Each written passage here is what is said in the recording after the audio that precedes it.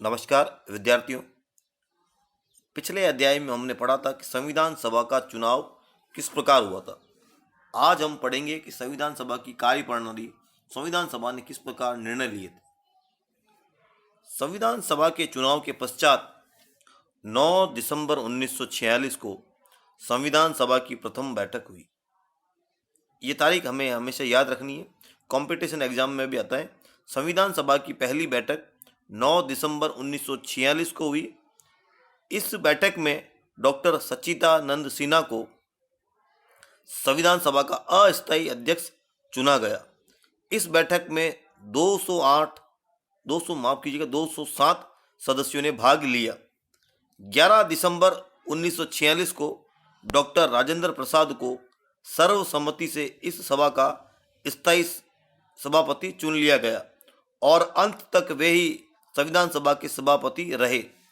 13 दिसंबर 1946 को पंडित जवाहरलाल नेहरू ने ऐतिहासिक उद्देश्य प्रस्ताव पेश किया।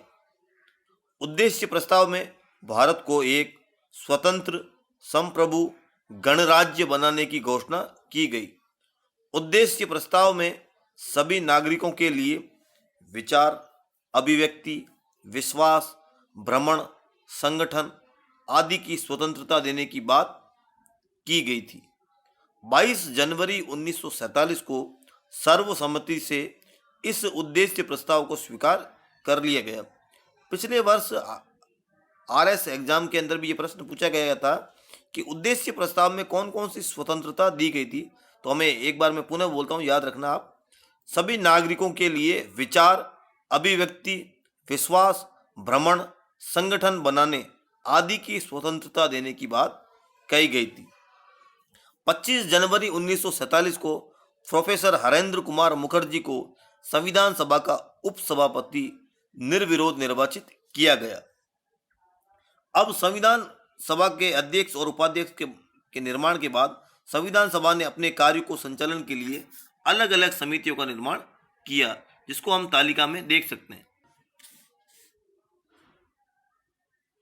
इस तालिका में हम देख सकते हैं कि संविधान सभा की जो महत्वपूर्ण समितियां थी, जैसे संघ शक्ति समिति, उसके अध्यक्ष पंडित जवाहरलाल नेहरू थे। संघीय संविधान समिति, इसके अध्यक्ष भी पंडित जवाहरलाल नेहरू थे। प्रांतीय संविधान समिति, डॉक्टर सरदार पटेल इसके अध्यक्ष थे। प्रारूप समिति, डॉक्टर भीमराव अंबेडकर इसके अध्यक्ष थे। प्रक्रिया नियम समिति, डॉक्टर राजेंद्र प्रसाद इसके अध्यक्ष थे। संचालन समिति, डॉक्टर राजेंद्र प्रसाद इसके अध्यक्ष थे। मौलिक अधिकार उप समिति, जेबी कृपलानी इसके अध्यक्ष थे। इन समितियों में सबसे महत्वपूर्ण समिति थी प्रारूप समिति। संविधान सभा की सभी समितियों में प्रारूप समिति सबसे महत्वपूर्ण थी। प्रारूप समिति, जिसका गठन 29 अगस्त 1947 को किया गया, डॉक्टर भीमराव अंबेडकर को इस समिति का अध्यक्ष चुना गया।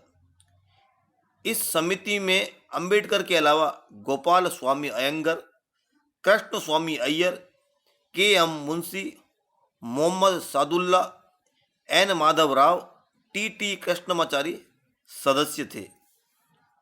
प्रारूप समिति ने संविधान के प्रारूप पर विचार विमर्श करने के बाद 21 फरवरी 1948 को संविधान सभा के अध्यक्ष को अपनी रिपोर्ट सुपुर्द कर दी। 15 नवंबर 1948 को प्रारूप संविधान पर विचार प्रारंभ हुआ, जिसे प्रथम वाचन की संज्ञा दी गई। 16 नवंबर 1949 को द्वितीय वाचन हुआ। संविधान पर तीसरी बार 14 नवंबर 1949 से वाचन शुरू हुआ, जिसमें डॉक्टर अंबेडकर ने the constitution as settled by the assembly be passed प्रस्ताव पेश किया और 26 नवंबर 1949 को संविधान सभा द्वारा निर्मित संविधान को अंतिम रूप में पारित कर दिया गया। 26 नवंबर 1949 को नागरिकता, चुनाव, तदर्थ संसद जैसे कुछ प्रावधान लागू हो गए। संविधान के शेष प्रावधान 26 जनवरी 1950 को लागू हुए और इस दिन को गणतंत्र दिवस के रूप में मनाते हैं। संविधान सभा को संविधान तैयार करने में 2 वर्ष 11 माह 18 दिन लगे। इस दौरान संविधान सभा के 12 सत्र हुए। अपने अंतिम रूप में संविधान में 395 अनुच्छेद और 8 अनुसूचियां थीं। अब हम देखते हैं कि संविधान सभा के सामने प्रमुख चुनौतियां कौन सी थी। तो प्रथम चुनौती थी भारत की विशालता और अनेकता।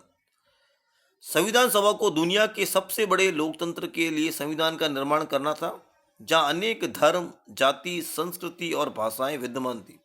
इस प्रकार विविधता में एकता स्थापित करना की कठिनाई विद्यमान थी। दूसरी समस्या थी सांप्रदायिकता।